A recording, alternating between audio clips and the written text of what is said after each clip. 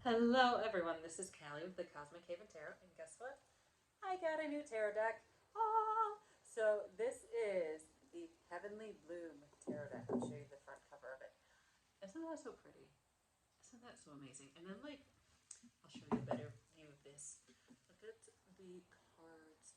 It's pretty. So I literally just opened this, and usually if I get a new tarot deck, what I do is before looking at the manual or anything, I take each card and see what message and what insights it wants to give me. And then whatever comes through, and then after that I read the deck, because sometimes my energy, the way I interpret the deck, differs from the author. So I like to get my take first and then go back. But that's just me. But this time, since it's brand spanking new, I have not done that. We are just gonna wing it, guys. So, if you like what you see, hit the like button, subscribe to the channel, ring the bell for notifications. These shuffle really well, by the way. They're still slightly bigger, but of course they are. I just like the way it's perfect, okay? So, if you like what you see, hit the like button, subscribe to the channel, ring the bell for notifications. If you would like to book a reading, head on over to thecosmichaven.com and book a reading. I'd love to see you. Absolutely. So this is going to be a part 2 of the eclipse. I kept saying it was a solar eclipse. I don't know why. It's a lunar eclipse, guys. I was going through that eclipse, okay? It is literally, so the eclipse is 82 minutes. It starts on September 7th, goes into September 8th, which is my birthday. So for me personally, I've been going through it. So I was like, okay.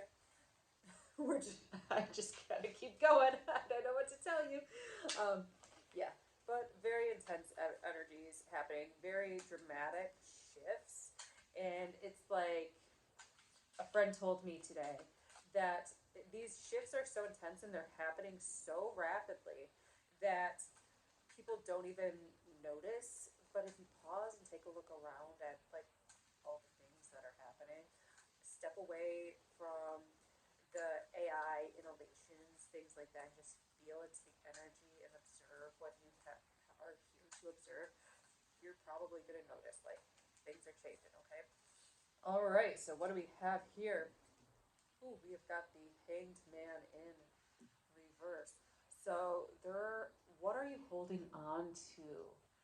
For a lot of you, it is really like this fear of just going balls to the wall, okay? Like for being your full, thriving self in a very like authentic way, and really taking time to know when you need to move forward, when you need to pull back, when you need to connect with somebody, and when you need to disconnect. There is that fear in this, okay, but what would happen if I just surrendered to the way of life and just took everything at this moment? That's really occurring right now. And we've got justice, so in reverse. So a lot of this is really this inward. It feels like you guys are going within during this full moon lunar eclipse and seeing what karmic cycles within you need to be cleared and released. And it's not necessarily attacking anybody. Some of this is really ancestral stuff. Okay, it feels like a lot of ancestral lines are repeating into your karmic cycle, and so you're going within and really healing and releasing a lot of that. And playing off this hanged man, it feels like there is some resistance. Some of that can be ancestral, so don't be afraid to talk to your ancestors or cut them out or cut some out or tell them, no, this is how it is. We're shifting these patterns. We're shifting these behaviors. We're making a new life. We are coming into a more fuller sense of being, and you're either going to be here for me or you're going to, just hit the road because I ain't dealing with you anymore. All right. We've got the Queen of Laurels also in reverse. There is this lack of nourishment. Take time to rest. Take time to rest. It feels like everything has been so, so, so busy. You really need to take time for yourself, even if you miss deadlines, even if you don't get everything done that you feel like you need to get done. It's really imperative for you to rest. It's really, really imperative needs to recover and recuperate from that. All right, we have got this Ace of Wands, and it was in reverse, but then I put it out of reverse, and it just wants to stay out of reverse, so we're just going to keep it that way. Um, and like again, this is a very new deck, so it takes time to like get things. So it feels like my guides are just wanting things to be where they are supposed to be. So this Ace of Wands, don't. There is this worry that you aren't going to get everything you need to get done because you're taking so much time to pause and take care of yourself and recuperate. And then there's also this fear of missing out, this fear of not moving forward. And this pause is your power play, okay? Because there are so many people who are just grinding. There are so many people who are just not taking the time to pause and really come into this authentic creative self. And by taking this time to pause, you are making more fulfilling choices. You are making more creative, more expansive decisions. Whereas, like, we look at mainstream media, we look at corporations and businesses, we look at the government. They're so gung ho on getting stuff done right here, right now. We've got a deadline. We've got to do this. We've got to do that. That they're making mistakes. They're messing up.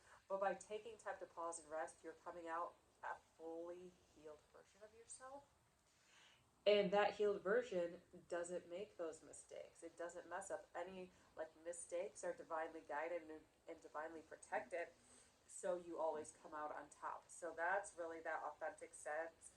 That's what's coming out from this rest. So I think like about 3 days after the eclipse, so probably Wednesday, you'll start feeling like, oh, okay, I can do stuff, I can make stuff again. Um, but take your time with it. Everybody is hit with the eclipse differently. 3 days just is what I'm feeling right now. We've got this Seven of Cups, and again, like I said, some of this just okay. They want me to reshuffle in a second, just because everything is upside down. Um, which I did switch it, but we're just gonna have to figure it out somehow. It feels like there is an overwhelm of options, and it feels more like these aren't your thoughts, these are your guides' thoughts, or these are your ancestors' thoughts, or these are just random spirits coming to you's thoughts and connections. They're really connected to you and being like, oh, you could do this, you could do this. Oh, let's be emotional about this. Let's ignore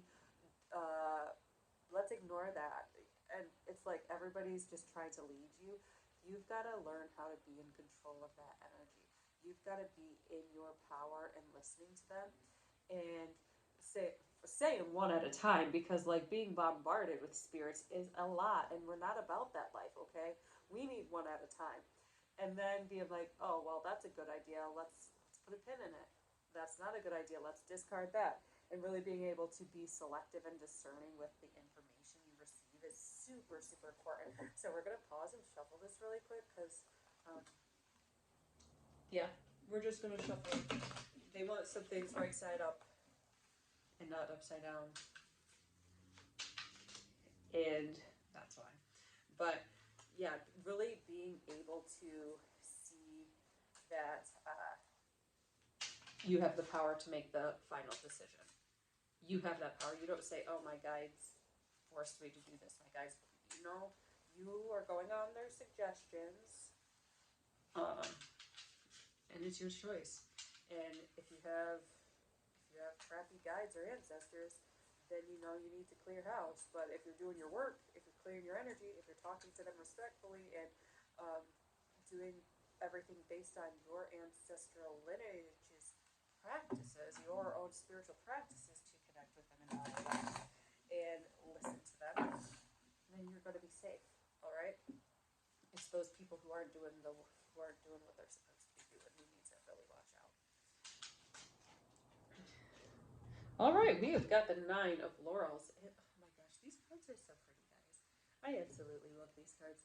So we've got the Nine of Laurels, and oh my gosh, this is just amazing because like this, once you get more grounded and more centered into your being, then you're going to have, and this might even be a very specific guide or ancestor. And like, look at the, this looks like a moon in the back, okay? Um, but really, once you get more grounded and centered, you're going to have more clarity about what you're hearing, about who you are hearing. and why they are there and what they want and if they are for you or not for you. So once you have that, it's going to be this new sense of, ooh, I got this. I'm so powerful. I'm so strong. And I'm so cool. And look at me tapping into my intuition and connecting with these divine beings who want to help me and choosing to work with the ones who want to help me and want to support me. And that's super, super duper important. Eight of Laurels, a lot of it is being able to sit down. This feels more like being able to sit in stillness and being able to take one step at a time rather than rushing and overwhelming yourself, being able to lengthen and stretch out the time. So you might not get everything done that you want to get done these next few weeks. And that's okay. You might feel like you're falling behind, and that's okay. Just trust that you are being protected. Trust that you got to just keep moving one foot forward at a time and not rush certain situations because we've got this Four of Laurels here. And it feels like there is, it feels like there's opportunities for you. However, they won't be presented or you're going to miss them if you are rushing, if you are not taking time to take care of yourself and look at where you are, not only mentally, but physically, financially, spiritually, on every single level. So take time to pause and really take care of yourself and integrate. And we've got this Three of Cups too. So this Three of Cups feels like, and this feels like, this can even be ancestral. If some of you guys deal with not very accepting ancestors, but like discarding people and beliefs that really don't serve you and being like, okay, well, that's not great. Bye. But it feels like it's more on an energetic level that you are removing attachments rather than physical friendships and physical connections. And then we've got this Chariot in reverse. So this feels more like inward motion. It feels like the outer world may see you as somebody who's not moving, who's not doing what they're supposed to be doing, and like, okay, why aren't you, the most famous person on TikTok? Or why aren't you the new CEO of Amazon? What's wrong with you? And it's really your inward journey and your inward sense of fulfillment and your inward abundance that's so strong that you don't necessarily need all that fame or that glory. You are choosing to honor and respect your being, your well being, and knowing that being in alignment with yourself is really the truth because everything else outside of there, all the fame, all the fortune, is actually quite literally fake because a lot of them don't have money. So there's that. We've got this King of Laurels. They want me to flip this right side up. Okay. They're just telling me I need to shuffle better. I don't know what's going on. It's a new deck, okay? I just need to shuffle better, apparently. So we've got this King of Laurels. This is really a detached, like, this is such Virgo energy too. It's like, oh, we're really gonna be playing in my face. We're really gonna be trying to win me over with wealth, these promises of wealth and riches. Like, don't play with me. Uh, don't try to have me sell my soul. Don't try to have me step out of my integrity when I know who I am. And I know that I am it. And no matter how much you try to bribe me, I am not stepping outside of that. So it's like on a certain extent, you've stopped caring in a healthy way. You've accepted that people are going to try to woo you, people are going to try to bribe you, people are going to try to bring your energy down. And this King of Laurels is like, no, we're going to rise above that. We're going to be better. We're going to do better. We're going to trust ourselves. We've got, wow. Okay, guys, like I said, I've not looked at this whole deck. We've got the Three of Wands right here. Like, look at you enjoying life. On a certain level, it feels like you're kind of a troll. It feels like you are kind of a troll. Because it's like, you're sitting up on your throne. These people are trying to bribe you. These people are trying to play in your face. These people are doing too much. And you're just laughing it off. You're like, yeah, try me. I am divinely protected. I do not care. And this is more entertaining than anything else. I don't like. I'm not even gonna waste my time to do anything but laugh because what you're doing is so feeble. What you're doing is so meaningless and so weak that I don't have to step down and take time to mess with you. I don't have to step down and take time to defend myself because it's like you're kind of flailing down there. And I'm not going to waste my time. I'm just going to enjoy my life. All right? We've got this Four of Swords. So these are mostly people who just don't want to rest, don't want to take a break, and are just busybodies and really not taking care of themselves. And this feels like, oof, gosh, this feels like steel. This really feels like steel. The element of metal coming through, and it might be because it's swords, but like the element of metal tapping into that mineral element and creating structure. There is creating structure in rest. There is creating a framework in rest, and people are failing to do that, and that's why they're kind of like messing with you because they don't have a structure. They don't have what it takes. Um, and it's this Three of Swords.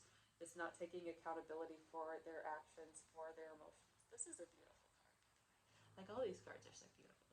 But not being willing to take accountability for the way they feel, not being willing to take accountability for the actions they have done or the injuries they have caused upon others is really huge. And that's why it's like they're so low in so low energy that it doesn't even affect you. Like, yeah, you hear murmurs, but at the end of the day, it really doesn't bother you. We've got this Two of Wands here, and really, it's to the point where you got to make a decision just to even ignore them. Not even waste time laughing at them anymore. Just move forward with your plans and with your goals and detach from those situations because who wants to even waste their energy with a laugh when it's like, you know, it's meaningless, it's pointless, okay? So really taking time to cultivate your own energy and detach from those situations is going to be super duper important. And we love that for you. Okay, so we are going to pull a card from the numerology deck, and then like when I start like getting a stuffy nose, I know it's time to stop. Like listen to your body. So when I get a stuffy nose, it's my guide saying, hurry up and go chillax for the rest of the night. And then I do, and it's great. So I'm going to listen to my guides and take time to rest because I'm not going to be one of these busybodies causing chaos and causing trouble. I'm going to be peacefully in my bed with my cats. Time for healing, balsamic moon. Ooh, okay, so take time for yourself. How are you going to heal? How are you going to integrate this energy and really nurture yourself on a deeper level? That's what this full moon is calling for, okay? How are you going to release all these stigmas, all this judgment that may be within your ancestral line, that may be like coming from the collective, and really just be you and accept that you are beautiful and you are who you are, okay? So thank you so, so much for watching. I hope you all have a wonderful, wonderful week.